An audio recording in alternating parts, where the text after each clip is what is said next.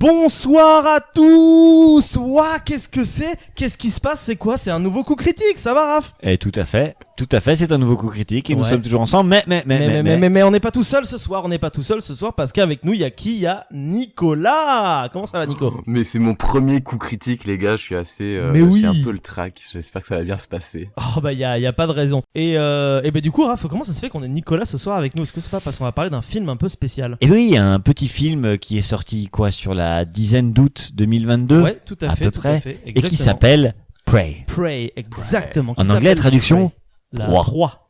En français. Tout à fait. Et du coup, Nico, pourquoi est-ce que t'es là pour Prey exactement? Eh ben, je ne sais pas. Non, parce que vous verrez que ce film prend place dans un environnement très particulier, que ce soit au niveau de l'époque ou alors des personnages que l'on suit. Et du coup, ça concerne un petit peu les sujets dont j'ai l'habitude de parler sur cette chaîne. Et il se trouvait comme par hasard que j'avais sous la main des articles sur les Comanches du XVIIIe siècle. C'est ouf, hein, quand même. C'est incroyable. C'est incroyable. Les coïncidences, des fois, elles sont assez folles. Et oui, mesdames et messieurs, chers auditeurs, parce que aujourd'hui, on va parler de Prey. Alors, Prey, c'est quoi? C'est un film américain qui a été réalisé par Dan Trachtenberg, qui est notamment la personne qui a fait 10 Cloverfield Lane, qui est un film dans la saga de Cloverfield que moi j'aime bien. Je sais qu'il y a des gens qui l'aiment pas, mais moi je l'aime bien. Qui se déroule du coup, c'est un préquel qui se déroule avant le premier film Predator avec Schwarzenegger qui est sorti en 1987. Tiens Raph. Oui. Est-ce que tu veux nous résumer un petit peu l'intrigue? Tout à fait. Cool.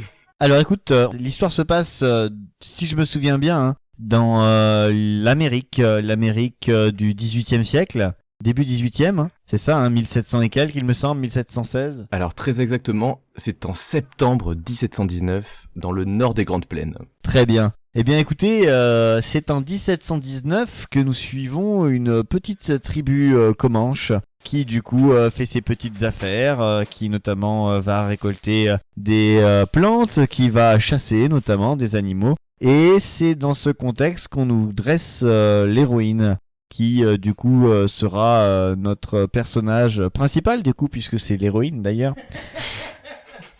Et celle-ci sera accompagnée d'un yinche, d'un chien, qui du coup très très très gentil au demeurant, et une relation quasiment fusionnelle entre les deux. Seulement voilà, dans la culture du coup Comanche, et surtout dans la culture du coup de notre héroïne, elle doit, si elle veut être chasseuse, passer un palier, une cérémonie, et tuer un prédateur. Mais un prédateur en soi, prédateur naturel, de l'homme. Là par exemple, on parle du puma dans le film. Seulement, qui dit prédateur dit un autre nom, puisque du coup c'est dans la série justement des prédateurs que s'insère Disney avec ce film. On va très rapidement voir que l'oiseau de tonnerre qui atterrit un petit peu parmi les contrées Comanches n'est pas un oiseau de tonnerre ou alors une grande divinité, à moins que ce soit une ancienne divinité, celle des prédateurs. Et donc du coup un prédateur arrive et lui veut se mettre à chasser. Du coup chasser les plus grands chasseurs pour être au sommet de la pyramide, de la chaîne alimentaire. Oui, tout à fait. Quand je parle de pyramide, je ne parle pas de pyramide du coup de civilisation, civilisationnelle, mais plutôt au sens biologique. C'est ça, tout à fait. Et c'est vrai que c'est ça qui est intéressant, je trouve, déjà sur un premier point basique, parce que là on va être dans une partie sans spoil pour commencer. C'est cette idée vraiment que au final tu peux dresser un parallèle entre l'héroïne et l'antagoniste qui tous les deux veulent la même chose, à savoir montrer à leur clan qu'ils sont capables de chasser un prédateur qui est censé être leur égal ou plus fort qu'eux, et c'est ça qui est hyper intéressant. Et je trouve ce qui est encore plus intéressant dans le film, c'est d'avoir décidé de changer le titre du film, et au lieu de s'appeler Predator, ça s'appelle Prey, donc la proie et pas le prédateur. Et on verra peut-être dans la partie spoil ce que ça implique réellement. En attendant, je vais vous poser une question, messieurs. Toi, Raphaël, pour commencer. Est-ce que tu as aimé ce film? Écoute, alors déjà, pour ma part, il y a une chose aussi qui est importante, c'est que avant, ne serait-ce que je dirais 15 jours, je connaissais pas du tout l'univers de Predator, puisque avec toi, du coup, j'ai vu le premier Alien versus Predator. Hein. Tout à fait, un chef-d'œuvre du 7e art, s'il en est, évidemment. Et donc du coup, ça m'a fait une porte à cet univers-là. Et donc du coup, j'étais assez intrigué par l'univers dressé par Disney pour ce film. Et donc du coup, c'est avec non sans attente que j'ai bien voulu effectivement le regarder avec toi. Pourtant, tu sais que ce n'est pas mon univers. Ça m'a surpris parce que t'aimes pas trop les films d'horreur entre guillemets. Alors là, on n'est pas sur de l'horreur à la Alien, on est plutôt sur de l'horreur gore, plutôt. Mais c'est pas trop ta cam, mais ça m'a surpris que t'apprécies le moment partagé. Eh ben écoute, Alien, je pense que ça serait définitivement pas un cam, mais Predator, je serais tenté de regarder celui avec Schwarzenegger bientôt. Écoute, je pense qu'on essaiera de se mater celui avec Schwarzenegger, puisque pour rappel, tous les films Predator sont sur Disney+. Et bah justement, Nico, toi t'en as pensé quoi de Prey juste en tant qu'objet cinématographique pour le moment? Alors bah moi j'avais beaucoup aimé le Predator avec Arnold Schwarzenegger. Je trouvais que c'était un film assez intéressant. Même s'il y avait un peu d'action, t'as ce côté survie par rapport à quelqu'un le Predator qui est une entité surpuissante, quasiment invincible. Du coup qui pousse les humains à se dépasser du début à la fin. Donc c'est vrai qu'il y avait un sous-texte qui était assez intéressant. Et du coup voilà, j'ai vu que ce film-là, donc que le premier de 87, c'est ça? Tout à fait, c'est ça. 1987. Au final, ce qui m'avait attiré, c'est le côté un peu représentation historique d'autochtones d'Amérique. Et le film, je l'ai trouvé pas mal. Il y a un côté, tout ce qui est scène d'action, on pourra en reparler, c'était pas ce qui m'a le plus plu. Mais on va dire que toute la première partie du film, j'ai trouvé très très intéressante. Oui, c'est vrai que comme toi, en fait, ce qui m'a attiré aussi, c'est cette histoire de comment est-ce qu'on va insérer une espèce alien avec, du coup, une tribu comanche du 18e siècle, quoi. C'est ça. Et d'ailleurs, je pense qu'on peut saluer aussi la performance de l'équipe du film, qui est en grande partie elle-même d'origine autochtone, parce que du coup, ils ont réussi à retranscrire toute une époque et la vie quotidienne d'un peuple de manière qui est quand même assez cohérente, réaliste. Et puis voilà, de vouloir s'éloigner aussi le plus possible de tout ce qui est cliché sur les natifs américains, et ce qui est complètement appréciable dans une œuvre à destination du grand public. Enfin, pour moi, c'est mon avis. Ouais, je pense que c'est vraiment ça que j'ai aimé. Ouais, c'est vrai que c'est hyper intéressant. Après, moi j'ai bien aimé le film aussi, vraiment dans sa réalisation. Je trouvais qu'il y avait des très très bonnes idées, des très très beaux plans. Moi j'ai un souvenir d'un plan qui est au début du film, donc il va pas trop spoiler. C'est ce plan où l'héroïne doit aller à la cueillette. Et en fait, au dernier moment, elle décide que non, qu'elle va aller à la chasse comme elle le souhaite. Et en fait, t'as vraiment un plan zénital où en fait, elle parcourt le c'est ce qui m'a marqué. Comme un saumon, et elle remonte en fait toutes les femmes qui vont à la cueillette pendant que elle file ailleurs en fait pour essayer de tenter une fois de plus de. Non, c'est pas celui-là du coup. Moi, le plan en question, c'est quand elle avance dans la forêt. C'est presque pas de la forêt, c'est plus de la cambrousse, quoi. Ouais. Et en fait, il y a un plan vu du dessus, mais de environ une cinquantaine de mètres, comme un drone avec son chien. Ouais. Mais il y en a beaucoup des plans de vue du dessus, des plans zénithaux qui sont faits dans ce film, et je trouve ça bien, et ça va me permettre de rebondir. C'est que moi, ce que j'ai vraiment apprécié dans ce film, c'est que putain, les décors sont vrais. Enfin, je sais pas s'ils sont vrais ou s'ils font vrai, mais tu crois vraiment qu'ils étaient dedans. Et putain, mais ça fait du bien, parce que le nombre de films que tu vas voir au cinéma et tu sens que c'est faux, et c'est de ça de plus en plus, ça me saoule. Et là, c'était vrai, et c'est d'autant plus frustrant, on va en parler tout de suite, que ce film n'est pas sorti au cinéma. Moi, je comprends pas pourquoi ce film n'est pas sorti au cinéma, parce qu'il mérite largement sa place dans une salle de cinéma, parce que moi, honnêtement, j'ai passé un très très bon moment dedans. Les costumes, et de toute façon, on va voir toute la partie amérindienne avec toi, Nico, sont très très bien faits. L'histoire, c'est une histoire avec des prédateurs, donc forcément, ça va pas voler à 200% en termes de thématique, et encore je trouve qu'elles sont quand même très intéressantes. Musicalement il est bien, les acteurs jouent bien, ils ont même été jusqu'à faire une version, moi je l'ai un peu regardé, donc elle est un peu nulle à chier en termes de doublage mais en comanche, donc franchement ouf quoi, enfin bien joué. Seul petit défaut, c'est que quand vous mettez des Français dans un film, prenez des acteurs français quand même, c'est mieux. Et voilà. Je pense qu'il y a des Québécois, non? Il me semble. Des Québécois et même limite des Américains. Parce et que oui, des accents que j'ai juste pas compris, quoi. C'est complètement, on comprend rien en fait. Mais ce qui est intéressant, parce que tu le disais. Ce qu'on s'était dit, ouais. Tu le disais, Raph, quand on avait vu la séance. En fait, vu qu'on se passe du point de vue de l'héroïne qui ne comprend pas le français, c'est normal qu'on comprenne pas ce que disent les gens qui sont en face d'elle. Ce qui va me permettre aussi d'aborder encore un truc au niveau des langues que moi j'ai beaucoup apprécié, c'est que le film est tourné en anglais. Avoir mis des Français en antagonistes, c'est hyper intéressant parce que ça permet en fait de te faire croire que même si tu veux t'entendre l'anglais, en fait que les Comanches discutent entre eux dans leur langue comanche. Et c'est assez intéressant comme truc d'avoir joué un peu sur la langue et ta suspension concentrée de l'incrédulité pour te faire croire quelque chose et te le faire passer comme une pilule normale. Pourquoi pas? Moi, je trouve ça bien. Je trouve que c'est bien justifié. Bah écoute, pourtant, comme on avait dit aussi ensemble, le fait qu'ils sortent sur Disney aussi pouvait nous réfréner un petit peu, parce que c'est vrai que ce genre de séries ou de franchises qui sont remis au goût du jour, c'est quelque chose d'assez récurrent ces derniers temps. Pourtant, Dieu sait que certaines franchises devraient être mortes, hein, mais bon, passons, c'est pas le débat. Là, non, j'étais surpris parce que c'était quand même suffisamment gore pour rentrer dans le thème. Alors bon, il était pas sur Disney, il était sur Star, mais quand même.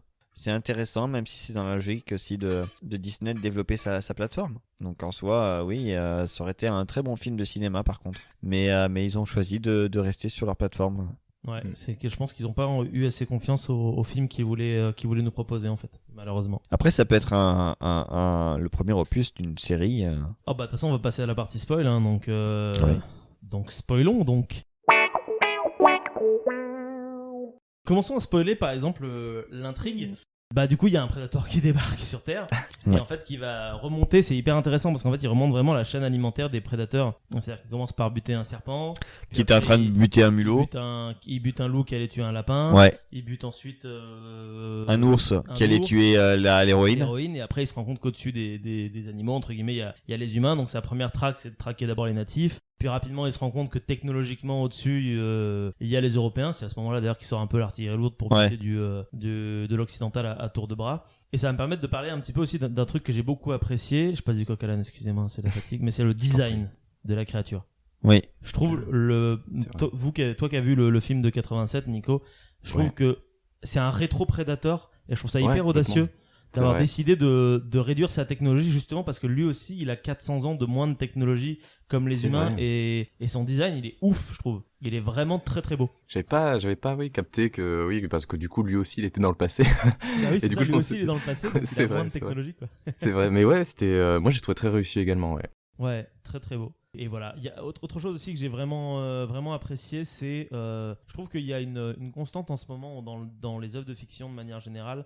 Et surtout c'est chez Disney, et je pense que je vais surtout regarder Star Wars pour ça, c'est de vouloir sans arrêt mettre des femmes en personnages principaux, ce qui est pas grave, mais par contre de vouloir mettre des femmes invincibles en personnages principaux. Genre par exemple Rey dans Star Wars, c'est systématiquement le cas, elle sait tout faire sans avoir à appris. Et là je trouve ça hyper intéressant parce que l'héroïne, quand tu regardes, tu penses qu'elle sait tout faire parce que elle a ce côté un peu tendance à vouloir se la péter, à faire non moi je vais lancer un tomahawk etc. Comme personne, mais que quand elle est confrontée au danger, en fait elle échoue. Et c'est grâce à ses erreurs qu'elle va réussir à apprendre et qu'elle va justement réussir à ne plus être une proie. Oui, puisqu'elle n'arrive pas dès le début à chasser un cerf, puis ensuite après elle n'arrivera pas à chasser le puma, elle n'arrive pas à chasser l'ours. C'est finalement en se disant ok en fait je suis une proie qu'elle arrive justement à se transformer dans le décor et à justement finir par devenir autre chose qu'une proie et à devenir finalement le prédateur. Et justement je trouve que toute l'évolution du personnage est classique mais fait plaisir quoi en fait surtout je trouve. C'est vrai. Oui, c'est vrai que c'est quelque chose de cohérent derrière. En plus, l'intrigue est menée. Alors, c'est vrai qu'il y a des ressorts d'intrigue que tu peux trouver très facilement quand tu es un tant soit peu attentif à l'environnement qui est proposé. Mais derrière aussi, ça explique bien comment est-ce qu'elle va pouvoir affronter le prédateur, parce que au fur et à mesure, elle découvre des endroits, elle découvre des possibilités qui fait que lui ne la chassera pas ou ne voudra pas la chasser tout de suite, etc. Oui, c'est de toute façon, tu le vois dans ce genre de film, à partir du moment où tu sais comment ça marche, tu sais que, comme tu l'as dit, moi, honnêtement, la mort du prédateur, je crois que je l'ai prédit dès qu'elle a mis les pieds dans le marais. Oui. Mais ça, c'est parce que j'ai l'habitude. Mais un truc que j'ai pas vu, c'est la feuille. Par exemple, la scène où elle dit, il y a un de ses potes qui est blessé, et il y en a un qui commence à avoir froid. J'ai pas capté tout de suite que ça allait servir pour plus tard pour être camouflé du radar du prédateur. Et même auparavant, en fait, au début, en fait, je sais pas si c'est sa mère ou quoi, qui lui, où elle parle en fait de cette fleur un peu spéciale. Dès le début, du coup, c'est annoncé que cette fleur, c'est un peu un truc secret qui est transmis peut-être de mère en fille ou quoi que ce soit. Ouais, c'est vraiment un film qui est bourré de ce qu'on appelle le fusil de Tchekhov, quoi. C'est tout est utile. Et franchement, c'est chouette. Il y a pas grand chose à spoiler en fait, je me rends compte dans ce film en fin de compte.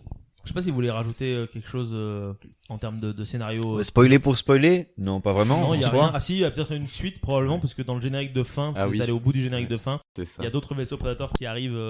J'adore le générique de fin avec les petits dessins. Il est c'est super. Et en peinture super rupestre, bien. il est très bien fait, ouais. super bien fait. C'est clair.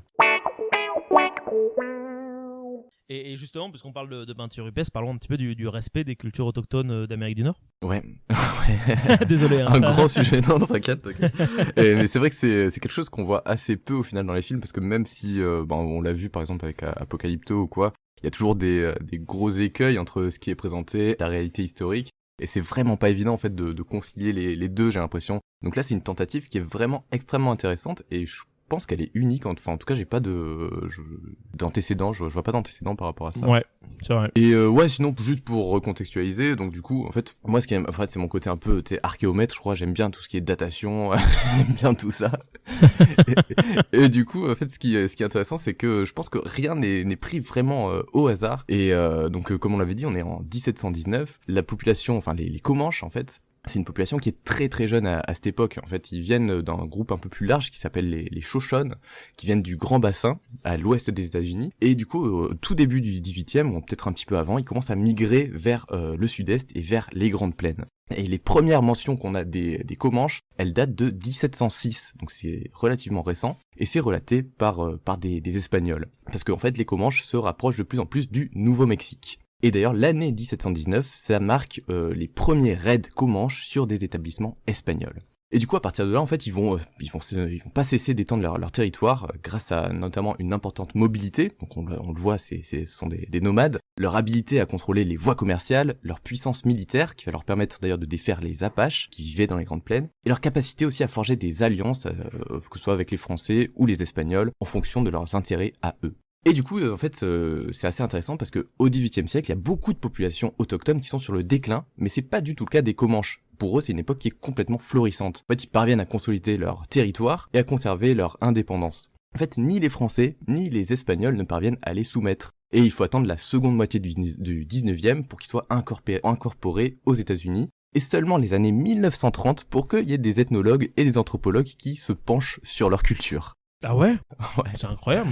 Ouais, parce qu'en fait, je pense que c'est pour ça d'ailleurs qu'ils ont choisi des Comanches, parce que c'est un peuple qui a su résister pendant très longtemps aux tentatives d'intrusion sur leur territoire. Et oui. Et donc du coup, parfait peuple natif pour pouvoir gérer Faire un peu ce qu'on veut. quoi. Si l'histoire est, ça a été étudié qu'il y a peu de temps, en fait, ça te donne aussi un champ peut-être. Un champ plus large de possibilités, Oui. de choses à faire. Ouais.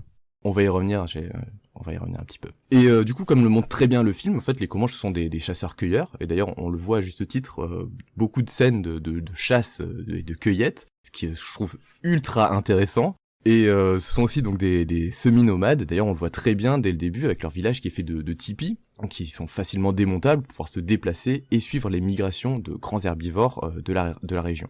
Et d'ailleurs, le fait que l'histoire se déroule en septembre, je pense que c'est pas anecdotique non plus, puisqu'il s'agit en fait du début de la saison de la chasse. Et la chasse, c'est le thème principal du film, donc je pense que même au niveau de la durée du mois dans lequel ça se passe, c'est important. Ah oui, c'est ouf quand même. Et je pense que c'est sans doute pour ça que Naru, en fait, elle mentionne sa volonté d'expérimenter le rituel qui est réservé aux chasseurs, parce qu'en fait, c'est à cette époque que les hommes se préparent à leurs expéditions pour aller chasser.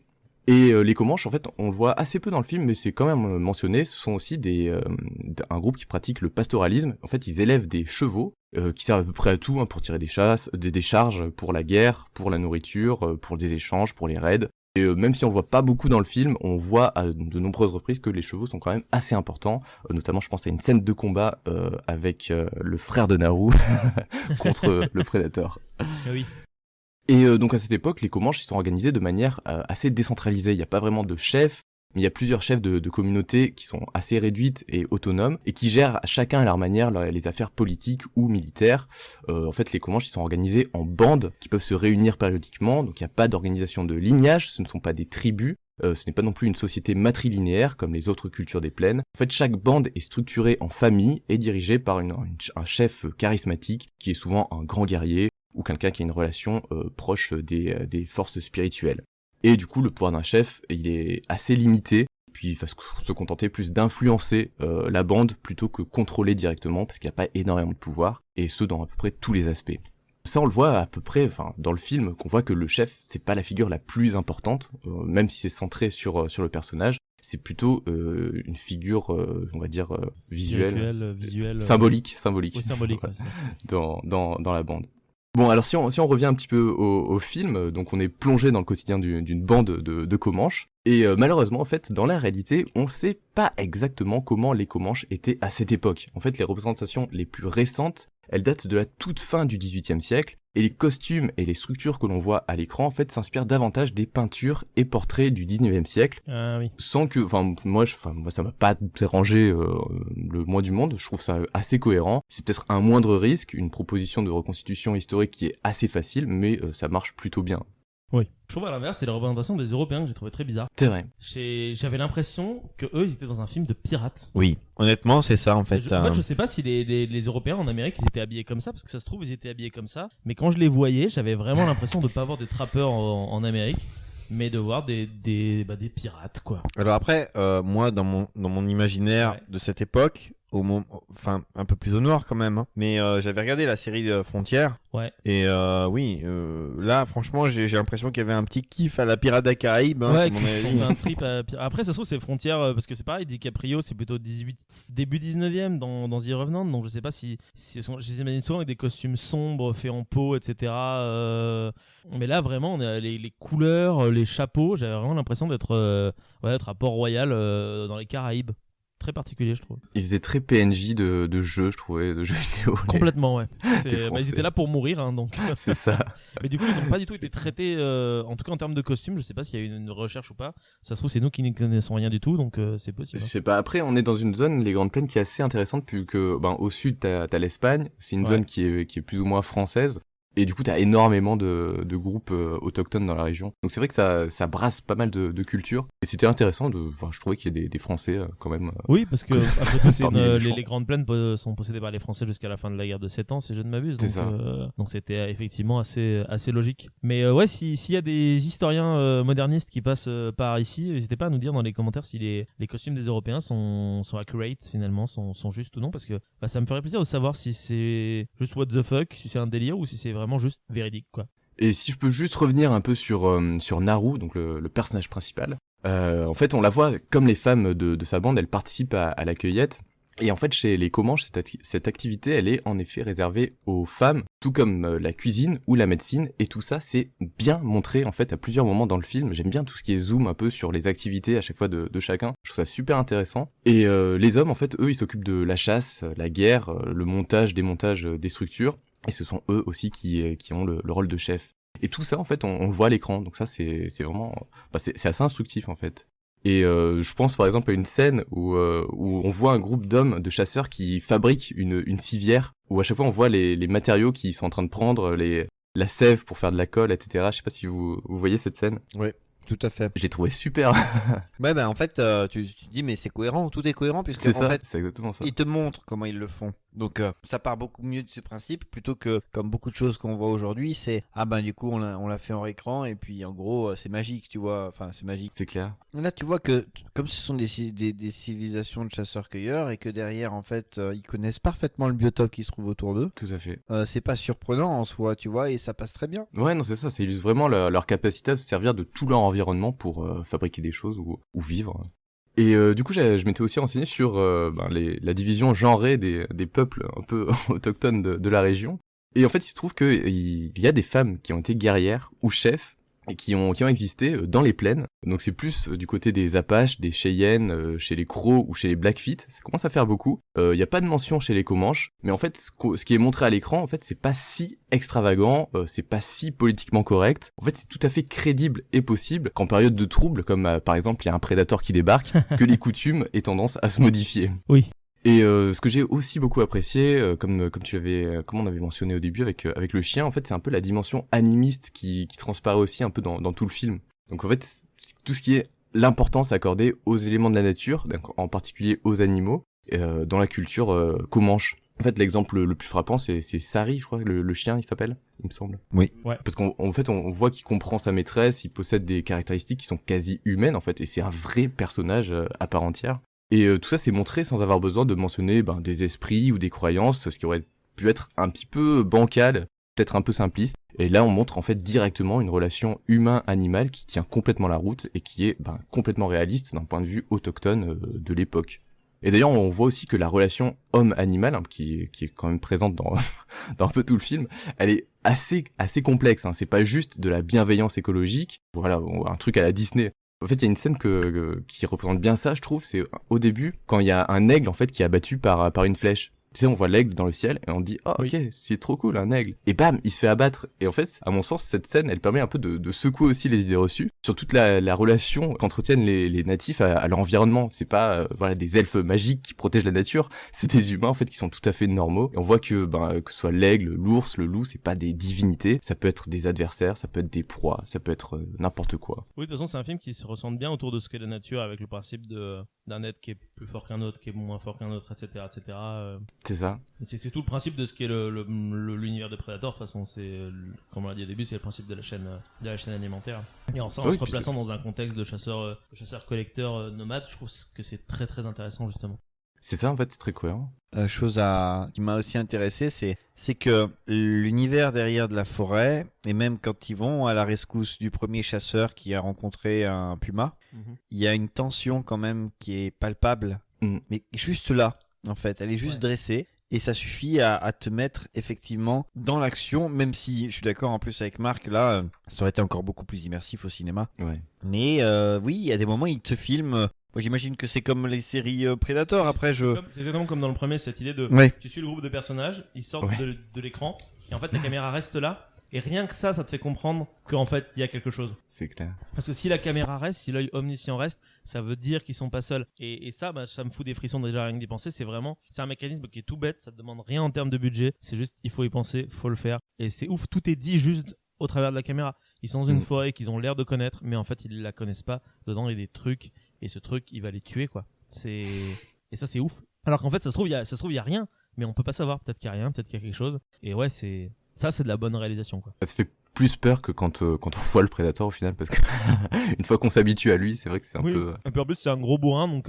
Ouais, il est pas très subtil. Ouais, c'est clair. Une chose que j'avais beaucoup aimé, en fait, c'est tout ce qui est discussion normale sur des sujets courants en fait de la vie quotidienne. Je trouve ça en fait très rafraîchissant et ça s'éloigne un peu du côté dramatique, le côté un peu ethos du traitement des natifs dans les films, comme par exemple Apocalypto, je crois, c'est encore cet exemple. C'est pas une tragédie en fait, ce qu'on a à l'écran, c'est juste des gens normaux. Et c'est des gens qui vivent leur vie en fait. C'est ça. En fait, ça casse les préjugés et en fait, c'est pas des gens un peu spéciaux qui passent leur vie à philosopher sur l'humain, sa place dans la nature. Et ça, en fait, ça casse l'image, en fait, le mythe du bon sauvage, qui est une image qui est même à notre époque est extrêmement importante, où en fait les natifs, les cultures autochtones seraient proches de la sagesse supposée de l'Antiquité. Enfin, moi, je trouvais que c'était vraiment un plaisir de voir démonter ça dès le début du film, avec l'antithèse qui est parfaite dès le début. En fait, c'est juste une fille qui a la flemme d'aller cueillir des racines. Donc c'est quelque chose qui est extrêmement banal. Oui, ouais. Et c'est génial au final. Autre chose extrêmement banale. Elle veut chasser, mais qu'elle n'y arrive pas. Oui, aussi, c'est ça. Ça aussi. Et que son frère lui dit, assez sèchement, lui dit... C'est clair. T'as essayé, en gros, il y croyait avant avec elle, il t'a essayé, mais c'est moi qui l'ai buté, le puma. Bah ouais, non mais oui, c'est clair. Et autre chose extrêmement banale que j'ai beaucoup aimé, c'est qu'on voit Naru se brosser les dents après avoir mangé les lapins qu'elle a cuisinés à un moment. Et ça, j'ai adoré, c'est un truc hyper trivial, mais ça renforce le côté réaliste et la proximité aussi avec le personnage du film. On voit que le natif, c'est pas un autre, c'est quelqu'un qui est comme toi, auquel tu peux t'identifier, c'est quelqu'un qui se brosse les dents, voilà, qui est chou, qui parle de trucs normaux. Et ça, je trouve ça vraiment, vraiment très chouette. De toute façon, tout l'aspect vie quotidienne, la première demi-heure du film qui te pose juste la vie, est juste parfaite, parce que justement après ça implique tout ce que ça implique vis-à-vis de la suite et d'éléments perturbateurs qui viennent perturber un peu tout ça, quoi. C'est exactement ce que tu disais, c'est que absolument tout ce qui est proposé est utilisé. C'est ça. Et j'adore ce genre de film où quand tu termines, t'as fait le tour, c'est-à-dire que tous les arcs narratifs, ou en tout cas ce qu'on te propose, ont eu sens, ont fait sens, et on arrive à une conclusion qui du coup est cool d'elle-même. Oui, c'est-à-dire que l'héroïne, elle a accompli ce qu'elle devait accomplir, elle a tué un prédateur. En fait, finalement, elle a accompli son but. Elle a accompli son but aussi en acceptant de pas juste être une force brutale et de devoir ruser justement pour pouvoir tuer la force brute. Ce qu'elle essaye de faire à plusieurs reprises au début. Mais là, c'est vraiment juste l'ingéniosité humaine qui permet de vaincre une créature plus forte que lui. C'est clair. Donc ouais, bon film. Alors moi après il y avait quand même des petits points niveau historique Ouais. que j'ai trouvé pas terribles. Il y en a quand même. Par exemple, je sais pas si vous vous rappelez, au début, il y a Naru qui est dans sa tente et qui est en train d'affûter sa hache de silex en la frottant avec une pierre. Et en fait, ça sert strictement à rien de frotter, c'est comme si c'était du métal. Le silex, ça se retouche par percussion ou pression. Donc voilà. D'ailleurs, j'ai mis du temps à capter que c'était de la pierre en fait, hein, Oui. justement à cause de ce geste-là. Oui, ouais, t'as vu, c'est perturbant, moi aussi, ça m'a un peu choqué. Il y a aussi la chasse aux bisons. On voit les Français qui massacrent les bisons uniquement pour leur peau. Et ça s'apparente en fait à des pratiques qui sont utilisées par les colons au 19e siècle. Ouais, c'est ça. En fait, au 18e, ce sont par exemple les Comanches ou d'autres populations qui s'occupent de chasser les bisons pour pouvoir échanger les peaux contre des armes ou du tabac auprès notamment des Français. Donc voilà, c'est un petit peu anachronique. Ouais, c'est des petits anachronismes. Ouais, mais c'est pas bien méchant. On a aussi la présence, en fait, à un moment d'une coiffe à plumes qui est portée par le chef, une coiffe avec plein de plumes, un truc assez cliché. C'est pas normalement plutôt les Sioux qui ont des coiffes à plumes comme ça. Enfin, en tout cas, la caricature qu'on en a dans le spectacle de Buffalo Bill, un peu. C'est exactement ça. Et en fait, c'est une coiffure qui est typique des plaines de la fin du 19e. Et c'est adopté par les Comanches à la toute fin du 19e, donc peut-être dans les années 1880, 1890. Donc voilà, ça n'a rien à faire à cette époque. Après, il y a sûrement autre chose. D'ailleurs, n'hésitez pas à ajouter en commentaire si vous avez repéré des anachronismes. Voilà, moi aussi, si je revisionne le film et que je trouve des trucs, je les mettrai. Bon, globalement, voilà, moi je trouvais la représentation plutôt bonne. Hein, ça brise tout un tas de clichés et ça, c'est déjà un très très bon point. Donc voilà pour mes commentaires. Moi j'avais une question mais tu as peut-être répondu pendant que j'étais en train de cuisiner, Nico. Dis. Cette idée chez les Comanches de chasser un prédateur, c'est un vrai truc ou c'est totalement inventé pour le film justement? Alors je n'ai pas trouvé, en fait j'ai pas trouvé vraiment sur les rites. Donc ça doit être. Ce qui est sûr, c'est que toutes les infos qu'on a, ce sont des choses qui datent de la fin du 19e ou alors du début du 20e. Donc il y a énormément de rituels, de coutumes qui ont été sans doute recréés. Bien sûr. Pour les besoins du film, parce que tout ça c'est de la culture orale, c'est complètement perdu, surtout au début de la nation Comanche. Ok. Et moi j'arrive pas à trouver d'autres choses à dire, mais après j'ai l'esprit un peu perturbé, donc je sais pas si je loupe quelque chose ou non. C'est-à-dire Ouais, non, je pense que je vais juste le redire. J'ai bien aimé la manière de réaliser. Je trouve que le réalisateur en question, dont j'ai totalement... Attendez, j'ai la page Wikipédia qui est encore ouverte. Le réalisateur qui s'appelle Tom quelque chose, je crois. Dan Trachtenberg, pas du tout. Dans 10 Cloverfield Lane, il avait aussi ce côté d'avoir une réalisation qui te permet de faire ce qu'on appelle vraiment du show don't tell, quoi. Il te montre et il t'explique pas. Et je trouve ça vraiment chouette, en fait, je vais le redire, hein, je fais vieux con, mais de pas être pris par la main et qu'on t'amène et qu'on te dise tiens, c'est ça et ça. Ah. La réponse, non, juste de te laisser permettre de regarder quelque chose et d'avoir ton intellect qui fonctionne quand même un minimum pour essayer de trouver les astuces de cinéma, les astuces de ci, les astuces de ça, pas juste un énième produit formaté et marketé. Et c'est chouette que Disney puisse encore parfois réussir à faire ce genre de choses. Même si je sais pas si c'est vraiment un truc Disney ou c'est un film qui a justement été racheté par Disney avec le rachat de la Fox, ça j'en sais trop rien. Et que du coup c'est justement pour ça que c'est sur la plateforme et pas au cinéma, parce qu'ils n'ont pas eu envie de faire quoi que ce soit avec. Je vais vérifier d'ailleurs. S'il y a quelqu'un de l'équipe du film qui regarde cette vidéo, commentez. Ouais, le projet il date de 2019 et c'est un concept qui est en tête depuis 2016 apparemment. D'accord. Donc il est possible que Disney ait laissé la main libre en fait, hein, quand même. Je pense que c'est un truc comme ça. Enfin bref, donc du coup, tiens. Ouais, bon film quoi. Question pour toi, Nico, parce que tu auras plus peut-être d'informations que ce que j'en ai passé aussi. Hein. Le fait d'attacher une corde au bout de la hache pour pouvoir la faire un petit peu en mode kung-fu après, là, comment ça se passe? Mais ça, je pense, c'est tout le côté un peu vidéoludique. Enfin, je pense qu'il y a vraiment une grosse inspiration des jeux vidéo. Tu le vois dans les chorégraphies des combats, dans les équipements qui sont améliorables, ce genre de choses. Donc je pense que ça fait, c'est juste pour les besoins du film, mais j'ai pas de connaissance historique sur ce genre de pratique. Ouais, écoutez, chers auditeurs, je sais pas si vous avez aimé Prey, Moi j'ai bien aimé, j'ai l'impression que les deux compagnons qui m'accompagnent aujourd'hui justement ont pas trop mal aimé. Approved. Donc dites-nous dans les commentaires ce que vous pensez de tout ça. Dites-nous si vous avez des choses à rajouter. Moi j'aimerais remercier Raph qui est avec moi pour présenter les coups critiques comme toujours. C'est pas Maxime, c'est Raphaël. Un plaisir. Et j'aimerais remercier aussi Nicolas qui a bien voulu venir pour nous parler justement de sa spécialité. On peut presque appeler ça comme ça à force, hein, vis-à-vis de ce film. Donc merci à toi aussi Nicolas. Ouais, c'était ma première fois, j'avais beaucoup trop préparé mon texte pour une première fois. C'est pas grave, t'inquiète pas. Merci à tous les deux et puis on se dit bisous à tous et puis à la prochaine pour un autre coup critique. Ciao. La bise. Bisous.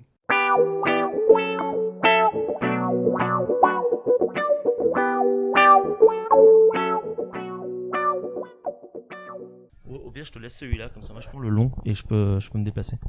Essaye de parler dans Par celui que je t'ai passé. contre, du coup, il faut que je parle à cet endroit-là ou un peu plus proche. Soit tu veux. Toi, t'as une voix douce et ok, donc je peux parler là comme ça d'habitude. Ok, très bien. Ok, yes, moi je suis debout là, c'est comme un truc de présentateur vidéo parce que je fais la cuisine en même temps. Trop bien, c'est une émission de Vous êtes cuisine. prêts ?